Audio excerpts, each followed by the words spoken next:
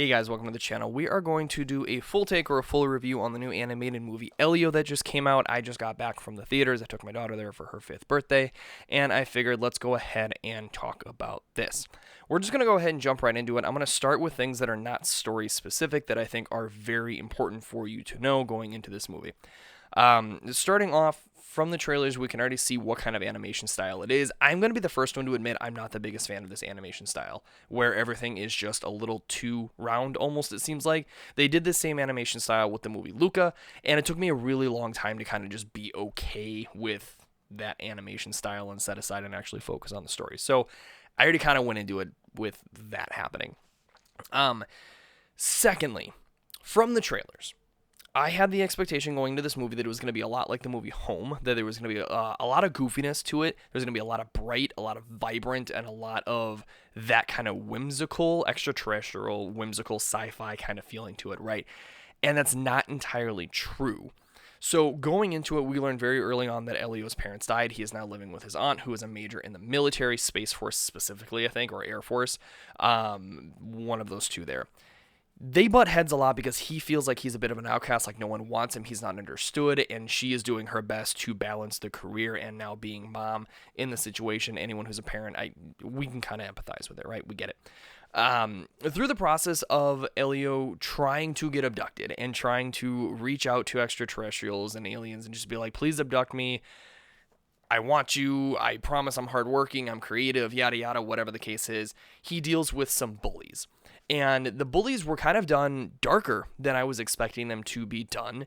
And one of the sequences, he ends up at this camp, this kind of like a boot camp thing, more or less, I think, is kind of what it was. And they went through at night, after the first encounter with the bullies, that night they put on these alien masks to kind of like mock him, and they were going to like come into his tent and like beat him up and drag him out, and they found him, and they were like 2 seconds away from literally socking him right in the face before the alien ended up kind of like rescuing him, right?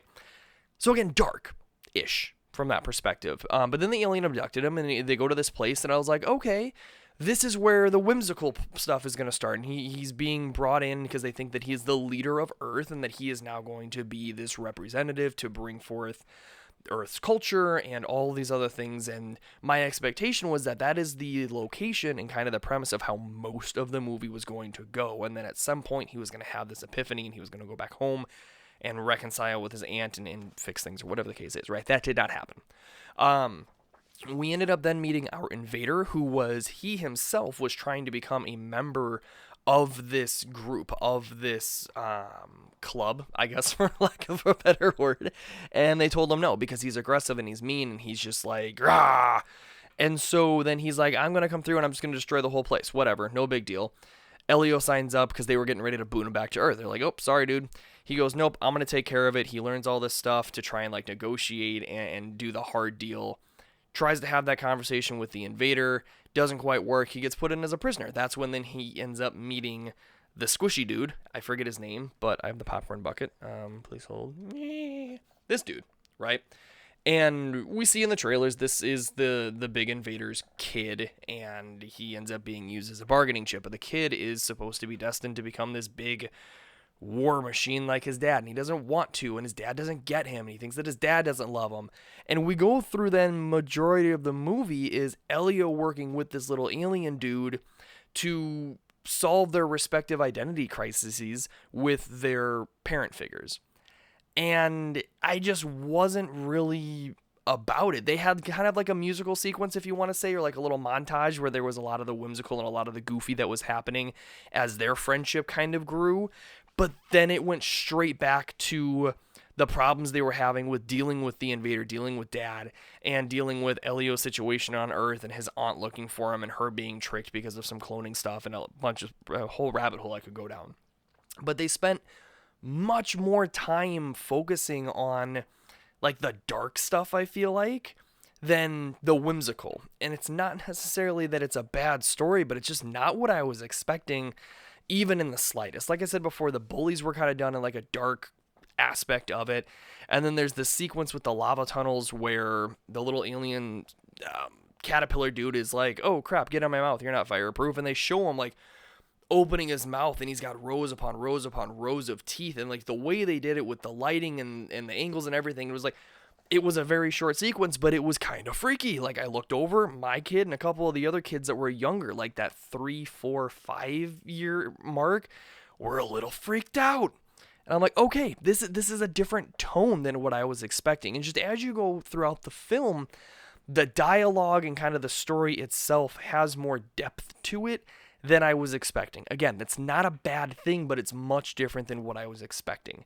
Had I known, or had I gotten the idea that this story was going to have that much depth to it, or that it was going to have that kind of a complexity to it, I don't know that I would have brought my 5-year-old to see it in the theaters. I would have waited until it came to Disney Plus for her to kind of watch it and absorb it at her own pace, instead of sticking her in there and us both kind of expecting this whimsical, kind of fun, goofy story and ultimately kind of be let down by it, I think. The cast did a great job. Like, there was nothing wrong with that. The story was executed beautifully. It was just a different story than what I was expecting. And the way they went about doing it with those dark moments and those deep moments, I just don't think it's what was really put out there. That's the core of it. This isn't the movie I thought it was going to be for what it was. So if I had to go back and I had to look at it, and I was between this and between like a different movie or something to spend a full movie ticket price on, I would say wait. Don't spend the $20 per ticket to go to a movie theater. Maybe it'd be worth like a $5 Tuesday movie night thing. Otherwise, honestly, wait until this one comes to Disney Plus. Wait until this one goes to some other of the random streaming services and just watch it that way. Or if you were like, nope, I really want to see it in theaters, I urge caution that if you're going to bring your kids to it, make sure they're old enough to understand a little bit more complex stories, or stories that have some depth to them, characters that have some depth to them, and not just it be the fun, goofy, whimsical, random sci-fi alien type movie that was out there. Because I mean, you look at like The Wild Robot, for instance, right? It had a story to it, right? It wasn't super like in depth, but the art style was very grabbing, and the sequences were very engulfing, and I just feel like that's what was lost in this. It was marketed to be super bright and whimsical, and we got a lot more depth and darkness than what I think I really bargained for. That's it. If you guys have seen the movie, I would love to know your opinion on it, especially if you're a parent that has seen this movie.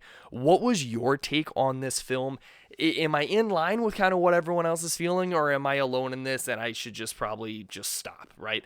But so leave your thoughts down in the comment section. I would love to see those. Please give this video a like. It helps out a ton. Hit that subscribe button for the next time that I drop a quick take or I drop a full review like the one I'm doing here. And yeah, until next time, guys. See ya.